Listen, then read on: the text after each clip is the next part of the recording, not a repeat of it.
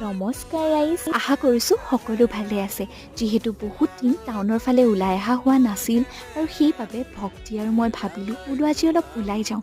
আহিয়ে সোমালোঁ এখন মিঠাই দোকানত আৰু কৰিলোঁ পেট পূজা। তাৰপিছত ভাবিলোঁ টাউনলৈ আহিছোঁৱেই যেতিয়া নতুনকৈ বুটিক এখন খুলিছে বোলো চাই যাওঁ এপাক। সঁচাকৈ কালেকশ্যনবোৰ যে বহুত ধুনীয়া, অলপমান মোকো চাই লওক দেই ৰাইজ। তাৰপিছত আমি সোমালোঁ বজাৰত আৰু বজাৰত সোমাই খালোঁ চানা আৰু চানা খাই থাকোঁতে লগ পালোঁ এখেতক। মোৰ চানা তাই মোৰ পিজিতে থাকে। জানেনে ৰাইজ, সদায় ভাবোঁ ডায়েটিং কৰিম বুলি, কিন্তু এই মিঠা বস্তুবোৰ দেখিলে মই যে ৰখিবই নোৱাৰোঁ। ঘূৰি আহোঁতে লাগিল নহয় লেঠা, স্কুটিখনৰ তেল শেষ হ'ল আৰু সেইবাবে আমি দুইজনীয়ে খোজকাঢ়ি তেল বিচাৰি ফুৰিছোঁ আৰু বহুত বিচাৰাৰ পিছত পালোঁ। তেল ভৰাই ক'তো ৰখা নাই জানেনে ৰাইজ, চিধাই তাই মোক ড্ৰপ কৰিলে। মই নতুনকৈ ৰেপিড' ছাৰ্ভিচ কৰিছোঁ। মই ভাস্বতীক থ'লোঁ, এতিয়া নতুন কাষ্টমাৰে ফোন কৰিছোঁ, মই যাওঁ। Okay bye.